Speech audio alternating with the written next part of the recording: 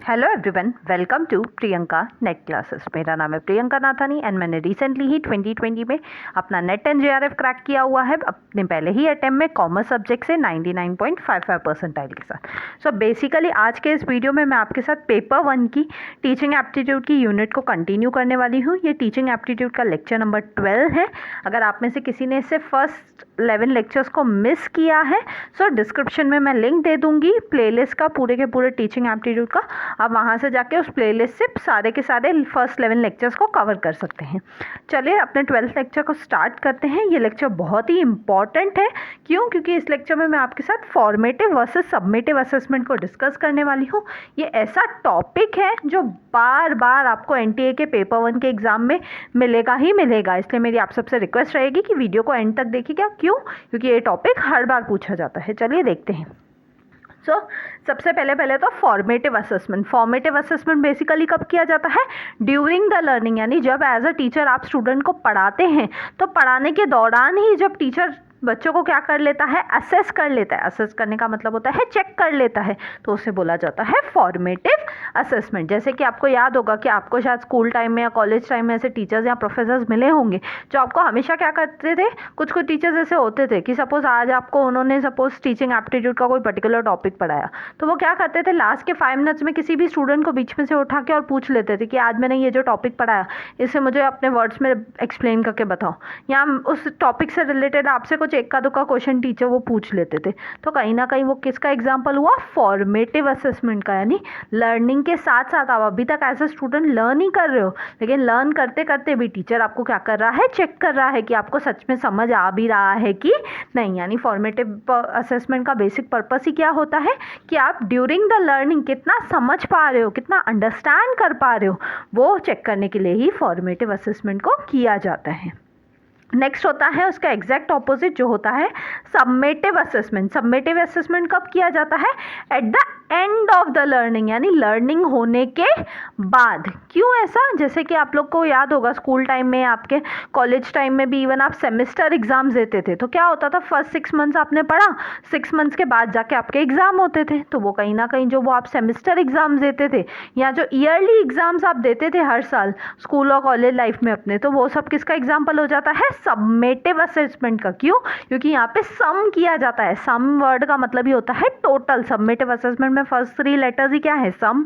Some word का मतलब होता है टोटल, प्लस करना। तो यहाँ पे क्या होता था? टोटल 6 मंथ्स का सिलेबस आपको एक ही साथ जो एक सेमेस्टर में आपने पढ़ा वो पूरा का पूरा एक ही साथ एक ही पेपर में पूछ लिया जाता था। जैसे कि आपके सेमेस्टर के एग्जाम्स होते थे कॉलेज के और स्कूल के, तो वो किसका एग्जाम्पल हो जाता है? Summative assessment. यानी जब आपकी लर्निंग हो गई, आपने फर्स्ट 6 मंथ्स अच्छे से पूरा सेमेस्टर पढ़ लिया, वो सेमेस्टर पढ़ने के बाद एट द एंड हम क्या करते हैं? सबमेटिव असेसमेंट करते हैं। नेक्स्ट, फॉर्मेटिव असेसमेंट का पर्पस ही क्या होता है? ताकि हम इम्प्रूव कर सके लर्निंग को। क्यों? क्योंकि टीचर जब आपको पढ़ाते पढ़ाते ही बीच बीच में से क्वेश्चन पूछ के चेक कर लेगा, तो कहीं ना कहीं टीचर आपकी लर्निंग को इम्प्रूव कर रहा है। और साथ ही साथ एज अ स्टूडेंट भी आपको पता चल जाएगा कि आपको कौन से टॉपिक्स आ रहे हैं समझ में, या कौन से टॉपिक्स में आपको दिक्कत हो रही है। तो वो सबका सब फॉर्मेटिव असेसमेंट करते करते ही टीचर को भी पता चल जाएगा, साथ ही साथ एज अ स्टूडेंट आपको भी पता चल जाएगा। लेकिन सबमेटिव असेसमेंट का पर्पस क्या होता है? इवैल्यूएट करना, चेक करना कि आपने क्या अचीव किया।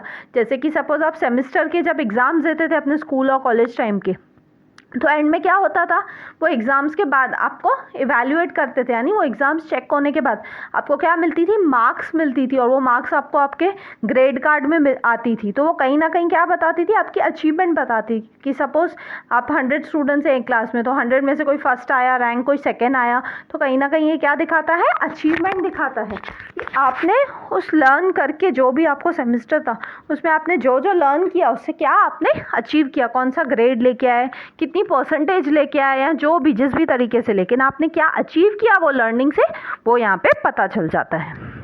नेक्स्ट है फॉर्मेटिव असेसमेंट का बेसिक पर्पस क्या होता है कि ऑनगोइंग फीडबैक देना। यानी जब लर्नर खुद ही पढ़ रहा है, पढ़ते पढ़ते ही हम एज अ टीचर क्या करें, उनको उसी टाइम पे फीडबैक दे दें। जैसे कि आप लोग क्या करते हो स्कूल कॉलेजेस में, मैंने आपको एग्जांपल दिया कि जैसे आपसे टीचर ने क्लास में पूछ लिया, या आपको इवन स्कूल टाइम में या इवन आपके कॉलेज टाइम में भी यूनिट टेस्ट हुए करते थे, 20 या 25 मार्क्स के यूनिट टेस्ट होते थे। तो वो यूनिट टेस्ट का भी बेसिक पर्पस क्या होता था, वो यूनिट टेस्ट भी किसका एग्जाम्पल हुआ, फॉर्मेटिव असेसमेंट का। क्यों? क्योंकि वो यूनिट टेस्ट से भी आपको ऑनगोइंग फीडबैक मिलता था। सपोज आपको 4 मॉड्यूल्स हैं आपके सब्जेक्ट में, तो फर्स्ट 2 मॉड्यूल्स पे क्या होता था, आपका यूनिट टेस्ट बेस्ड होता था। तो वो 2 मॉड्यूल आपने अच्छे से पढ़े हैं कि नहीं, वो आपको ऑटोमेटिकली आपके जो यूनिट टेस्ट है यानी जो आपका फॉर्मेटिव असेसमेंट हुआ उससे आपको पता चल जाता था। यानी कहीं ना कहीं पढ़ते पढ़ते ही आपको फीडबैक मिल गया कि आपको वो यूनिट्स या वो मॉड्यूल्स कितने अच्छे से आते हैं कि नहीं। लेकिन सबमिटिव असेसमेंट का पर्पस क्या होता है, कंपैरिजन करना। जैसे कि मैंने आपको एग्जांपल दिया कि जो सेमेस्टर के एग्जाम्स होते थे उसके बाद आपको आपकी मार्कशीट ग्रेड कार्ड मिलता था, तो कहीं ना कहीं कंपैरिजन होती थी ना कि फर्स्ट रैंकर को 90% आए हैं, सेकेंड रैंकर को सपोज 89% आए हैं। तो कहीं ना कहीं क्या होती थी, सब स्टूडेंट्स में आपस में क्या होती थी, कंपैरिजन होती थी। यहाँ किसी को A ग्रेड आया है, किसी को A+ आया है, किसी को A++ आया है। तो कहीं ना कहीं क्या होता है, सबमिटिव असेसमेंट में हम 2 स्टूडेंट्स को, 2 या 2 से ज़्यादा स्टूडेंट्स को या सभी स्टूडेंट्स को मिला के भी हम क्या कर सकते हैं, कंपैरिजन कर सकते हैं।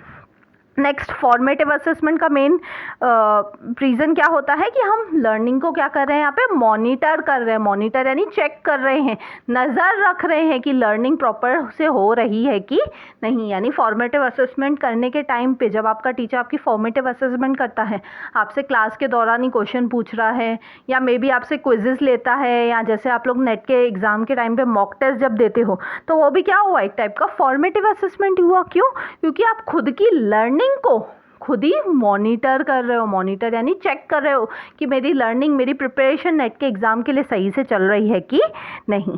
और सबमिटिव असेसमेंट का क्या होता है पर्पस, असाइन करना ग्रेड्स और रैंक्स। इसका दूसरा एग्जांपल मैं सबमिटिव असेसमेंट का आपको क्या दे सकती हूँ कि जैसे सपोज आप जिस दिन नेट का एग्जाम दे के आए, नेट का एग्जाम देने के बाद जैसे मैंने अपना क्या किया, नेट एंड JRF 99.55 परसेंटाइल से क्रैक किया, तो कहीं ना कहीं ये क्या हुआ, मेरा सबमिटिव असेसमेंट हो गया। जिस दिन मैं नेट का एग्जाम देने गई वो उस दिन मेरा क्या था, सबमिटिव असेसमेंट था। लेकिन नेट के एग्जाम से पहले जितने भी मैंने मॉक टेस्ट दिए थे वो सब के सब क्या थे, फॉर्मेटिव असेसमेंट थे।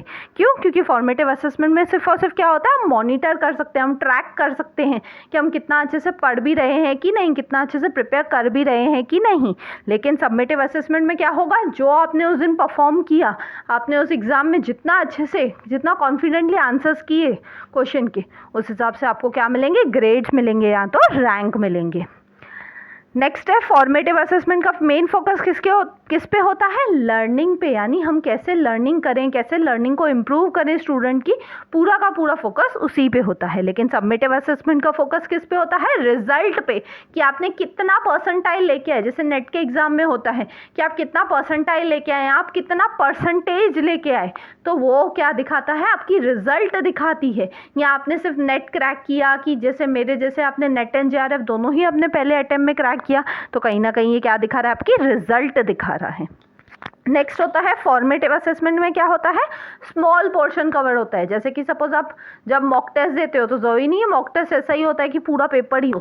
कभी कभी आप क्विजेस देते हो, तो क्विजेस में क्या होता है, आप जैसे क्विज देते हो तो क्विज में क्या होता है कि सपोज आज मैंने आपको टीचिंग एप्टीट्यूड का ही सिर्फ क्विज दे दिया, कल मैंने सपोज सिर्फ रिसर्च का ही क्विज दे दिया, तो कहीं ना कहीं क्या हुआ, मैं पूरा पेपर 1 पेपर 2 ना लेके आपसे क्या ले रही हूँ, उसका सिर्फ एक छोटा छोटा पोर्शन करके मैं आपसे क्या ले रही हूँ, क्विज ले रही हूँ या उसका मॉक टेस्ट बना के ले रही हूँ। तो वो क्या हो गया, फॉर्मेटिव असेसमेंट हो गया। यहाँ जैसे मैंने आपको यूनिट टेस्ट का एग्जांपल दिया कि 4 यूनिट्स है अगर, तो चारों के चारों यूनिट आपसे फॉर्मेटिव असेसमेंट में नहीं पूछे जाते थे, यूनिट टेस्ट में नहीं पूछे जाते थे, आपसे 1 या 2 यूनिट ही पूछा जाता था। यानी पूरे सिलेबस का कुछ छोटा सा पोर्शन ही आपसे फॉर्मेटिव असेसमेंट में चेक करने के टाइम पे लिया जाता है। लेकिन सबमिटिव असेसमेंट में क्या होता है, फुल कोर्स होता है। फुल कोर्स यानी कि जैसे सपोज आपके सेमेस्टर एग्जाम होते थे, तो आपने पूरे सेमेस्टर में 4 यूनिट्स पढ़े एक सब्जेक्ट में, तो चारों के चारों यूनिट्स, चारों के चारों मॉड्यूल्स आपके एक ही टाइम पे क्या होते थे, चेक होते थे, एक ही टाइम पे आपका उसका पेपर होता था। या जैसे इसका दूसरा एग्जाम्पल मैं आपको दे रही थी, नेट का एग्जाम, तो जिस दिन आप अपना नेट का एग्जाम देने जाएंगे उस दिन तो क्या होगा, पूरे के पूरा पेपर 1, पूरा का पूरा पेपर 2, दोनों की 10-10 यूनिट्स मिला के ही आपका पेपर बनने वाला है, यानी उस दिन आप क्या करोगे, फुल कोर्स को आंसर करने वाले हो, यानी उस दिन आपका फुल कोर्स का टेस्ट हो जाएगा, फाइनल टेस्ट। नेक्स्ट है फॉर्मेटिव असेसमेंट। कैसा होता है, कंटिन्यूस बेसिस पे चलता ही रहता है। क्यों ऐसे, क्योंकि फॉर्मेटिव क्या है, ऑन गोइंग रहता है, यानी हो सकता है मैंने आज आपसे क्विज लिया, फिर नेक्स्ट वीक लिया, फिर उसके बाद लिया, यानी ये चीज़ चलती ही रहेगी, कंटिन्यूसली चलती रहेगी। लेकिन सबमिटिव असेसमेंट कब होता है, स्पेसिफिक टाइम पे होता है। स्पेसिफिक टाइम यानी जैसे मैंने बोला कि सपोज आपके सेमेस्टर के जो एग्ज़ाम्स होते थे कॉलेजेस के या स्कूल के, तो एवरी 6 मंथ्स होते थे, कि सपोज अक्टूबर या नवंबर में दिवाली से पहले आपके स्कूल और कॉलेज के एग्ज़ाम्स होते थे सेमेस्टर एंड के, फिर नेक्स्ट सेमेस्टर के एग्ज़ाम आपके अराउंड मार्च और अप्रैल में होते थे। तो कहीं ना कहीं ये क्या है, स्पेसिफिक टाइम पे होते हैं। या जैसे मैं आपको नेट के एग्ज़ाम का एग्जांपल दे रही थी सबमिटिव असेसमेंट में भी, तो वो भी क्या होता है, नेट का एग्ज़ाम भी यूजुअली कोविड से पहले तक तो क्या होता था, साल में 2 ही बार होता था, जून और दिसंबर। तो कहीं ना कहीं क्या है, स्पेसिफिक टाइम पे फिक्स है कि इसी टाइम पे होगा, इसके पहले भी नहीं, इसके बाद भी नहीं। नेक्स्ट एंड लास्ट पॉइंट है फॉर्मेटिव असेसमेंट। कैसा रहता है, असेसमेंट फॉर लर्निंग। इस पॉइंट को आप याद रखेंगे, फॉर्मेटिव भी फॉर से शुरू हो रहा है और यहाँ पे भी असेसमेंट किसकी हो रही है, फॉर लर्निंग, यानी लर्निंग कैसे हो रही है, अच्छे से हो रही है कि नहीं, वो जब हमें चेक करना होता है कि लर्निंग आपकी अच्छे से हो रही है कि नहीं, तब एज अ टीचर हम क्या यूज़ करते हैं, फॉर्मेटिव असेसमेंट यूज़ करते हैं। लेकिन सबमिटिव असेसमेंट किसके लिए होता है, assessment of learning. Assessment of learning यानी आपने कितना लर्न किया, वो जब मुझे चेक करना होगा तो मैं क्या करूंगी, सबमिटिव असेसमेंट करूंगी। आई होप आपको फॉर्मेटिव वर्सेस सबमिटिव का अच्छे से डिफरेंस समझ में आ गया होगा। मैंने बहुत ही डिटेल में समझाया है, हर वो पॉइंट को कवर किया है जो आपके एग्जाम में आपसे कहीं ना कहीं पूछी जाती है, एक नहीं तो दूसरे तरीके से। सो आई होप आपको लेक्चर समझ में आया होगा। मिलते हैं नेक्स्ट वीडियो में। अगर आपको वीडियो अच्छा लगा तो प्लीज़ लाइक कीजिए, कमेंट करके मुझे ज़रूर बताइए, ज़्यादा से ज़्यादा लोगों तक शेयर कीजिए, बिकॉज नॉलेज बांटने से ही बढ़ती है। एंड सब्सक्राइब कीजिए सो दैट आपको मेरे डेली वीडियो लेक्चर्स का बेनिफिट मिल सके। एंड मिलते हैं नेक्स्ट वीडियो में। Till then bye bye, take care.